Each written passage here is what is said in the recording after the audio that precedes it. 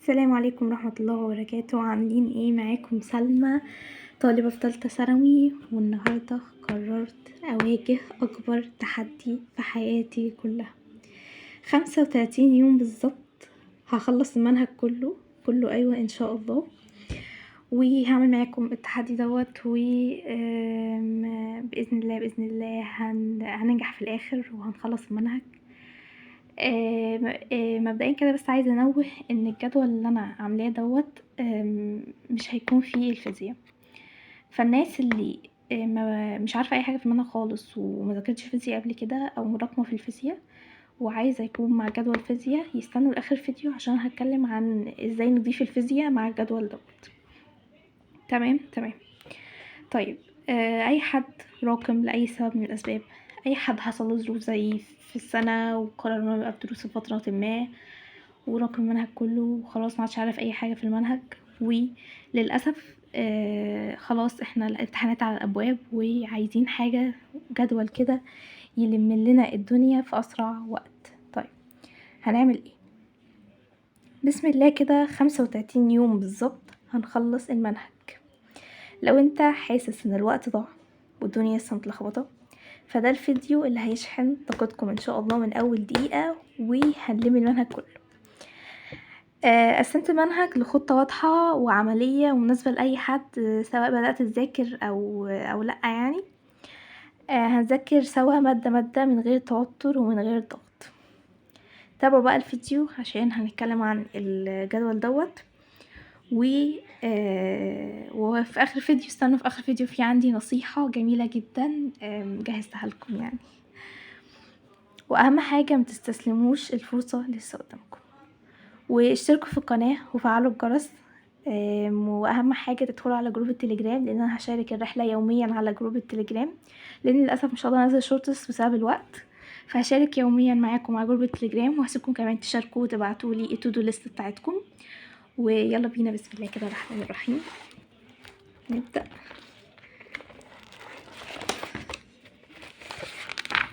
بسم الله كده جدولنا اهوت، القلم اهوت، وفي النصيحة اللي انا سايبها لاخر الفيديو، ورقة النصيحة اهي. طيب، عندنا الجدول اهوت، جدول لما منهج تالتة ثانوي 35 يوم يعني بالظبط 5 اسابيع.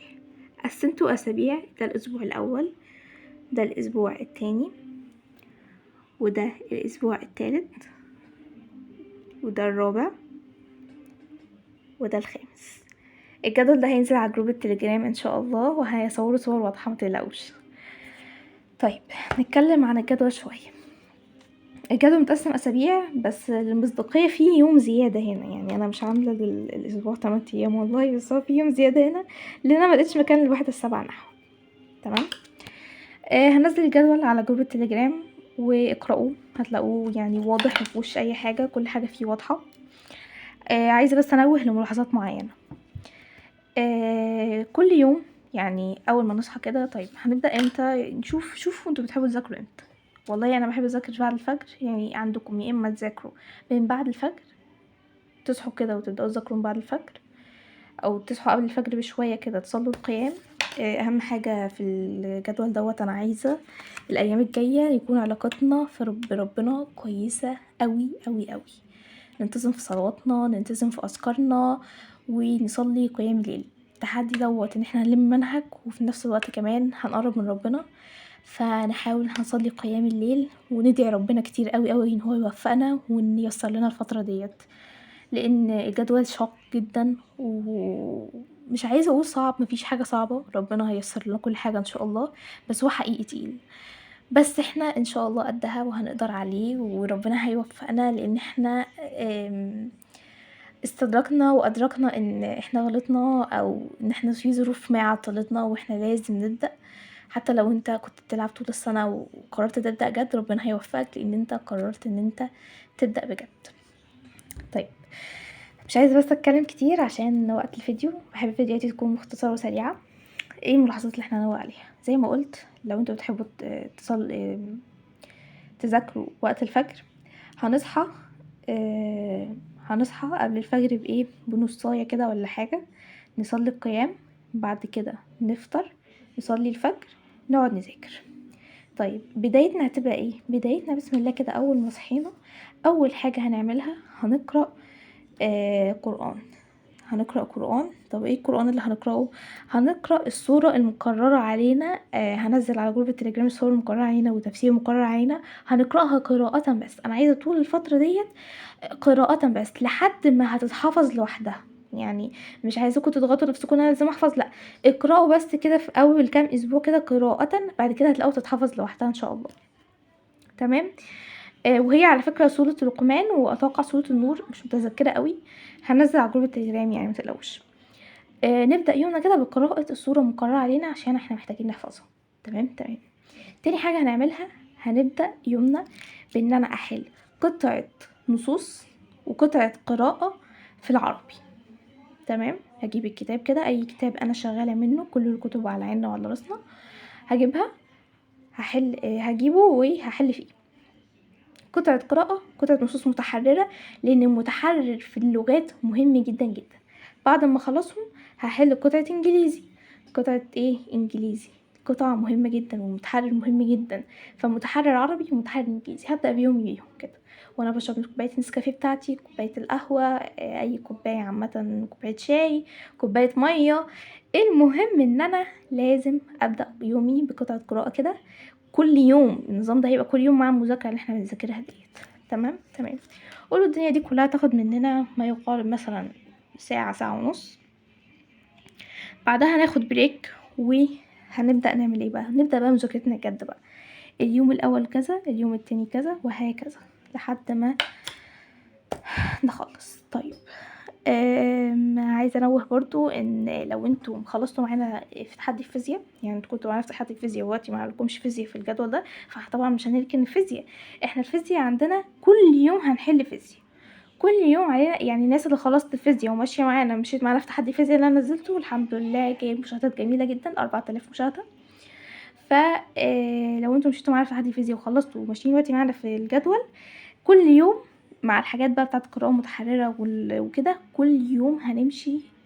كل يوم هنحل على الفيزياء، كل يوم حل فيزياء، كل يوم حل فيزياء. طب احل قد ايه؟ على قد ما تقدروا يعني، ان شاء الله سؤالين، المهم نحل فيزياء ما نسيبهاش تتنسى. تمام. ولو شوامل يبقى افضل، بس يعني في الاول ما تشدوش الشوامل في الاول، خلوا في الاسابيع الاخيره كده بحلوا شوامل الفيزياء، لكن في الاول حلوا بس على الفيزياء. طيب طيب ده بالجدول زي ما قلت، وهنزله على جروب التليجرام. ودلوقتي هتكلم بقى عن الجزء بتاع الناس اللي ما كانتش حاضره معانا تحدي الفيزياء، والناس اللي مراكمه فيزياء وعايزه برضه تمشي الفيزياء مع الجدول دوت. هقول لكم هنعمل ايه. طيب هنعمل ايه في الفيزياء بقى؟ في الفيزياء هنمشي شبه تحدي 12 يوم بس. يعني بصوا عندنا طريقتين، يعني على حسب مقدرة كل واحد. ممكن ناخد كل يوم مع، يعني واحنا ماشيين في الجدول دوت، لان الجدول تقيل، اخد معاه كل يوم درس فيزياء. هخلص بعد 21 يوم، بعد كده اكمل حل بقية الايام بتاعة الجدول. يا اما انا همشي زي ال 12 يوم بس هزود يومين للحديثة. يعني ال 12 يوم عملنا ايه؟ طيب او انا وهعمل تعديل على ال 12 يوم برضو. يعني هعمل ايه؟ انا الحاجات اللي عليها درجات اكبر انا هسيبها متقسمه بالدروس. الحاجات اللي عليها درجات اقل، انا يعني ايه الحاجات اللي عليها درجات اقل؟ زي الفصل الاول مثلا. انا عندي مثلا الفصل التاني والفصل التالت من الفصول الدرجات كبيره جدا جدا في الامتحان، هي والحديثه.